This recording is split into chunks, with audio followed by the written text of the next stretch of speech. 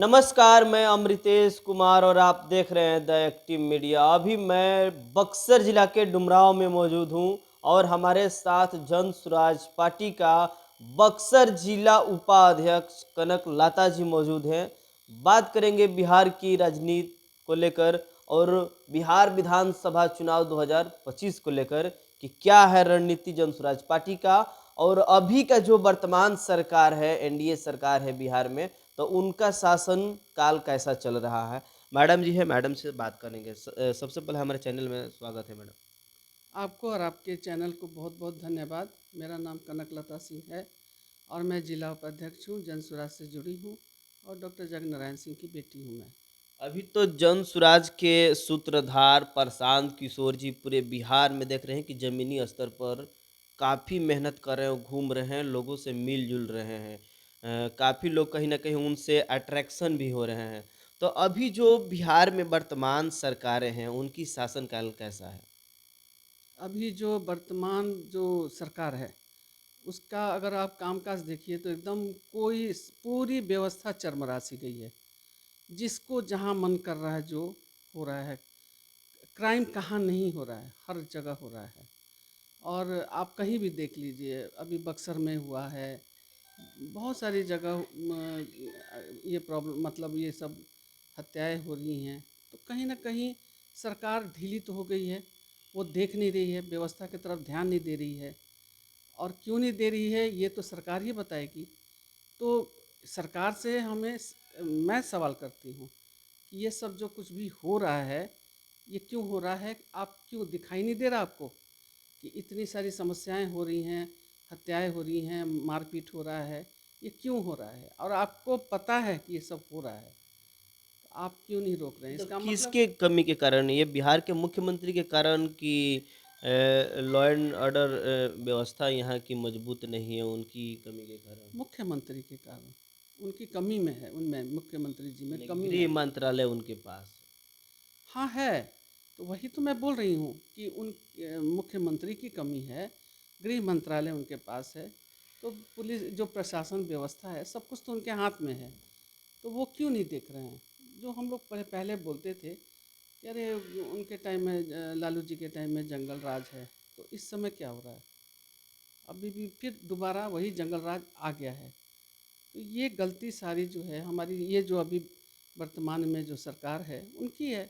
वो देख नहीं रहे, उनसे हो नहीं रहा है। अभी हाल ही में मुख्यमंत्री का एक कार्यक्रम हुआ था और देश के प्रधानमंत्री नरेंद्र मोदी भी आए थे विक्रमगंज में। बहुत सारा बिहार को पैकेज दिए हैं, विकास को लेकर बातचीत किए हैं। हाँ, आए थे, प्रधानमंत्री जी भी आए थे। सबसे बड़ी बात है कि नीतीश जी तो प्रधानमंत्री का नाम ही भूल गए। नरेंद्र मोदी नाम जी ही भूल गए। नाम भूल गए थे। क्या लग रहा है कि उनका मानसिक क्या है, स्थिति बढ़िया है कि खराब है? देखने से तो यही लग रहा है कि वो अभी ठीक नहीं है।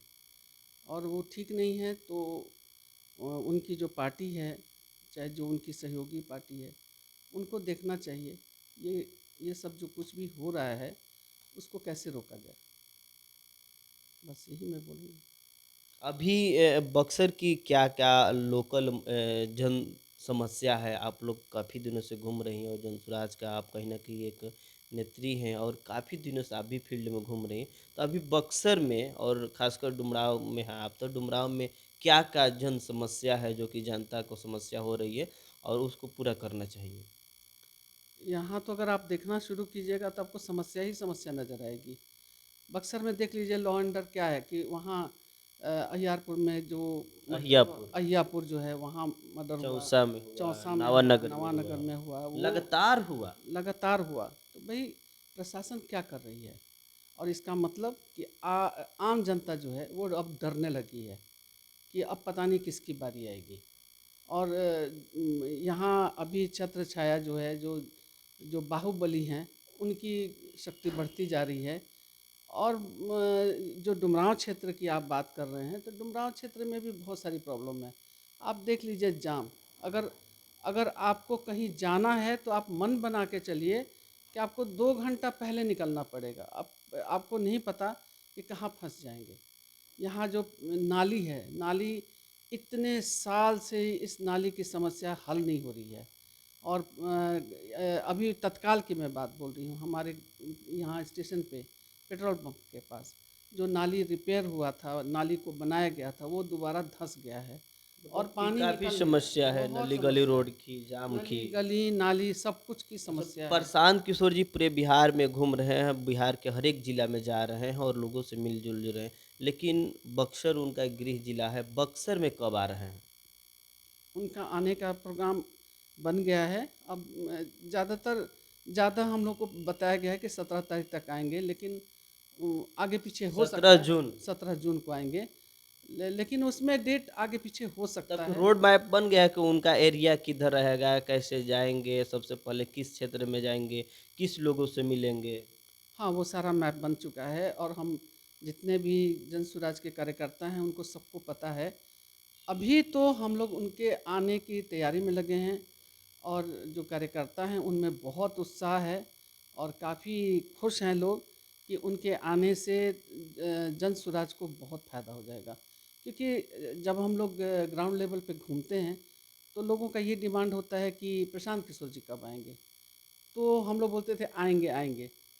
अब वो आ रहे हैं, तो जब वो आ रहे हैं तो आप सोच लीजिए कि हमारे लिए तो कितना अच्छा हो जाएगा कि देखिए आप लोग बोल रहे थे प्रशांत किशोर जी कब आएंगे, प्रशांत किशोर जी आ गए।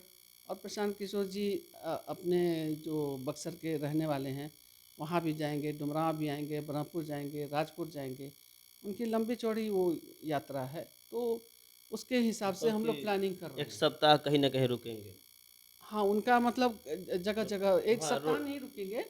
मतलब जहाँ उनको जिस हिसाब से उनका मैप बना हुआ है, तय किया तय होगा, किया उसके गया हिसाब से है, उस चलेंगे। हिसाब से उस गांव में बक्सर की रुकेंगे। मतदाताओं की क्या रिएक्शन है जन स्वराज पार्टी को लेकर? आप बक्सर की ही क्यों बात कर रहे हैं, आप सब जगह की बात नहीं, कीजिए ना। बक्सर में आप हैं, बक्सर जिला उपाध्यक्ष है, तो आपसे मैं प्रतिक्रिया ले रहा हूँ कि आप पूरे बक्सर में घूम रही हैं, तो बक्सर की क्या प्रतिक्रिया? आप तो आरा का नहीं बता सकती हैं, आप तो और जिला के कैमूर भभुआ का, सिवान छपरा का नहीं बता सकती हैं, आप बक्सर की हैं, तो बक्सर की ही बात हम लोग करें। जहाँ तक बक्सर की बात है, मैं इस पूरे क्षेत्र की बात कर रही हूँ। जन स्वराज अब गली गली घर घर में घुस चुकी है और इतने लोग जन स्वराज को जानने लगे हैं कि अब जन स्वराज का परिचय देने वो मोहताज नहीं है, परिचय का मोहताज नहीं है। उसका जो जन स्वराज है वो गांव-गांव तक चली गई है। और अभी मुझे इतना अच्छा लगता है, कल ही मैं एक क्षेत्र में गई हुई थी, तो वहाँ जैसे ही मैंने बोला कि मैं जन स्वराज से आई हूँ, बोलते हाँ हाँ मैं समझ गया आप प्रशांत किशोर जी के जो संस्थापक हैं उनकी पार्टी के। मैं कहा हाँ मैं उनकी पार्टी से आई मतलब हूँ। लोग जुड़ रहे हैं, जुड़ अट्रैक्शन रहे हो हैं। रहे हैं, कहीं ना कहीं वोट बैंकिंग भी बन रहा है। हाँ हाँ बिल्कुल जुड़ रहे हैं। और तो जुड़ रहा है तो वो वोट बैंकिंग में कन्वर्ट होगा कि सिर्फ जनसमूह दिखाई देगा? नहीं, वोट में कन्वर्ट होगा, क्योंकि अब लोगों का मन बनने लगा है। क्योंकि दो इस बार बदलाव की कहीं ना कहीं लोग सोच रहे हैं कि बदलाव होनी चाहिए। हाँ, दो पार्टी देख लिए हैं और दोनों पार्टी का लंबे समय तक उन्होंने देखी है। अब उनके सामने तीसरा एक विकल्प आया है जन स्वराज।